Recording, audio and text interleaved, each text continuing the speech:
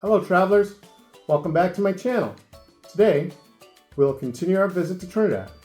We'll learn about one of Trinidad's world record spices and visit the island nation's capital of Port of Spain and its surrounding suburbs. Let's go.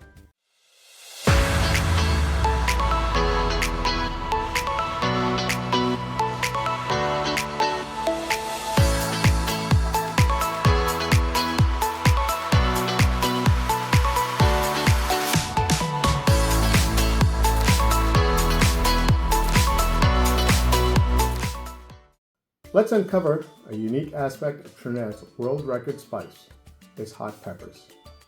They are often named based on a local belief. This belief, which is also a fact, states that one pot of these peppers is enough to spice up 7 pots of stew, adding a flavorful twist to the local cuisine. To help you understand the intensity of each pepper, I will be comparing their Scoville heat units to that of a jalapeno. Most of us are familiar with the heat of a jalapeno, which falls between 2,000 and 8,000 on a Scoville scale. In the number 12 spot is the Trinidad Scorpion Butch Tea. It held the official Guinness Book title on the world's hottest pepper from 2011 to 2013, boasting a Scoville heat unit range of 1,463,700, significantly hotter than its relative, the ghost pepper, and 216 times hotter than the The 7-pot Baracapore, which originates from the town of Baracapore in Trinidad and Tobago, is in the 10th position. In terms of heat, it has a Scoville heat unit range from around 1 million to 1,300,000, which is 219 times hotter than a jalapeno. Its flavor is fruity and sweet, but slightly bitter and less fruitier than other super hot chilies. The 7-pot brain strain pepper is in the number 8 position.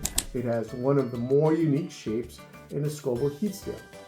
Its bulbous, pocked fruit has a similar shape to that of a human brain, with the Scoville heat unit ranging from 1 million to 1,350,000. It is 224 times hotter than a jalapeno. In 5th place is the 7-pot Douglas, also known as chocolate 7-pod. Its distinctive pimple exterior and dark brown and chocolate color give it a unique appearance among chili peppers. The flavor is described as earthy, sweet, and fruity. The Scoville heat units range from 923,000 to 1,853,000, which is 260 times hotter than a jalapeno. And lastly, in 4th place in the hotter pepper categories is Trinidad Moruga Scorpion. It looks wicked with its scorpion-like stinger tail. This fiery pepper from the district of Moruga in Trinidad and Tobago has been recognized as the world's hottest chili by the Guinness Book of World Records in 2012. Its intense heat measures from 1.2 to 2 million Scoville heat units, 305 times hotter than a jalapeno. The USA's Carolina Reaper has a Scoville level of heat that reaches an astonishing average of 1.6 million Scoville heat units, with some individual peppers recorded at 2.2 million Scoville heat units. It is 362 times hotter than a jalapeno. And the Pepper X, officially measured at 2.69 million Scoville heat units in the Guinness World Book of Records, is estimated at its max of an astonishing 3.18 million Scoville heat units and is 512 times hotter than a jalapeno. They have since surpassed the Moruga. Now, let's talk about Southern Trinidad. In many ways, South Trinidad is the backbone of Trinidad itself. Its oil has literally fueled Trinidad and Tobago's rise as the most developed country in the Caribbean. Although the pace of life is hectic in some parts and traffic can be hellish in all urban centers of the island, the South generally cannot compete with the hustle and bustle of the North. Trinis, as they're called, will say that Southerners are more laid back, and everything from landscape to how businesses operate reflects that. Further south, Driving can become challenging as the roads are winding and narrow and in varying states of repair. However, plans are underway to complete the highway construction from the city of Point Fortin. Trinidad's capital is Port of Spain. This lively city is rich in culture and history, perfect for exploring. Queen's Park Savannah is a must-see. With its historical monuments, incredible vistas, rich fauna and flora, and bustling culture and sporting life, it is more than just a park. It covers 260 acres and is surrounded by majestic colonial-era mansions. It's an excellent spot for a stroll and perfect for retirees or vacationers looking for a relaxing day out. And at night, you'll also find a dazzling array of street foods from food vendors who set up shop in the park year-round. It's an absolute must for anyone looking to explore the culture and foods of the island of Trinidad. If you're enjoying this video, please like, subscribe, and hit that notification bell for more travel adventures. The Eric Williams Financial Complex, also known as the Twin Towers by locals, is located on Independence Square. At its construction, it was the tallest building in Trinidad and Tobago and the English-speaking Caribbean. Modeled after the Twin Towers of New York City, Trinidad's Twin Towers consist of a pair of skyscrapers that are 22 stories high or 92 meters tall. When in Port of Spain, be sure to visit the historic Red House and the National Museum and Art Gallery. They offer fascinating insights into Trinidad's history, and they provide guided tours that make navigating the buildings rather easy. Always be aware of your surroundings, whether in Port of Spain or any other major city. Port of Spain can be like any other city in any country in the world. It can be bogged down with traffic, and unfortunately, if you find yourself in the wrong place at the wrong time, you may become a victim of petty crimes. It's always better to be cautious, especially while enjoying vibrant city life. But feel free to sample foods from the street vendors, primarily if many locals frequent them. Always stick to populated, well-traveled areas, and at night, stick to well-lit areas, and use reputable taxi services. The suburbs of Port of Spain.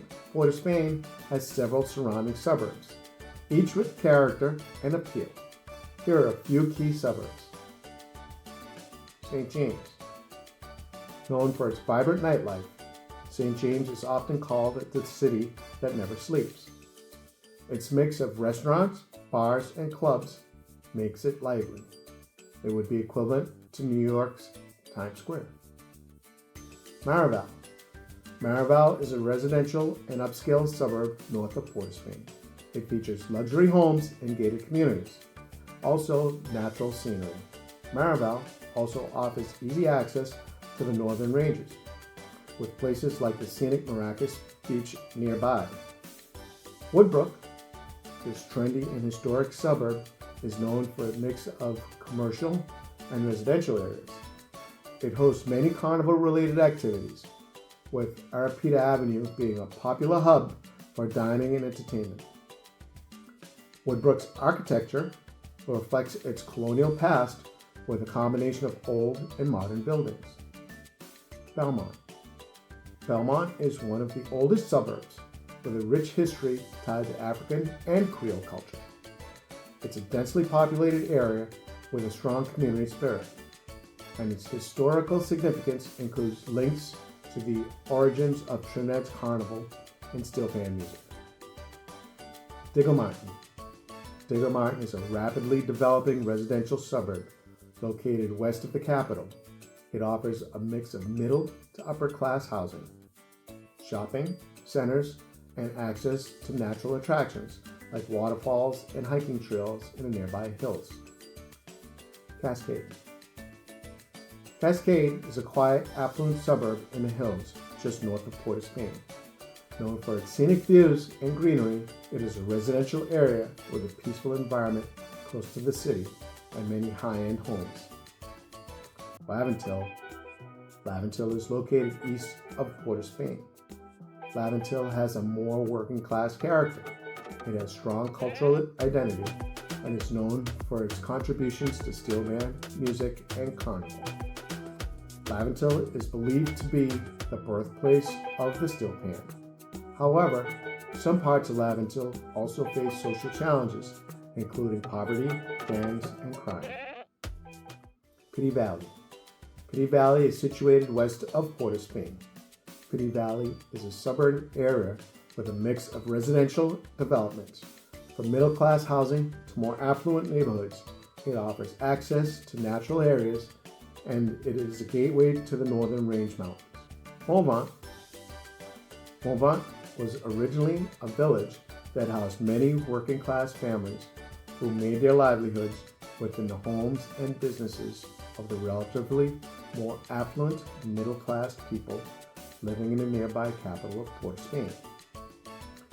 There are still many older Trinidadians who can remember and tell the stories about how in the late 1940s and early 1950s, long before the political advent of Eric Williams and the PNM, the Trinidad government undertook in Morvan an initiative called Community-Based Housing and Development that brought greater prosperity and stability to Morvan. Through this program, the government solicited the interest of several Morvan families and encouraged them to assist one another in restoring old homes and building new homes in Morvan. As a result of this housing development approach, many new families joined the older Morvan residents and came to belong and strengthen this vibrant, resourceful, and proud working-class community. My family is from Morvan, and some still reside in the community today. On my mother's side, my grandfather was a police officer. He was a bicycle patrol officer, an assignment I had for 5 years during my career as a law enforcement officer. He died in the line of duty, leaving my grandmother to raise 8 young children by herself, all of whom became very successful adults, one of whom still lives in the original family home. On my father's side, my grandfather worked on the railroad. Both grandmothers were homemakers, responsible for raising the children. My father had 4 siblings, one of whom is still living in the original family home. That's it for exploring southern Trinidad, its capital city of Port of Spain, and its suburbs in northern Trinidad. As I have an adventurous streak, I plan to return someday to explore Trinidad's interior and southern borders. If you have ever had the opportunity to visit southern Trinidad or the interior of the island, please leave a comment and let me know what you think and any adventures you may have discovered in your travels to those regions. If you enjoyed this video, remember to like, subscribe, and hit that notification bell for more travel adventures. Join me next time as we learn how to play mas, or play mas, as locals say, and jump up to a local soca beat during the greatest show on earth known as Trinidad's Carnival. Until next time, I am the Beyond the Badge Traveler.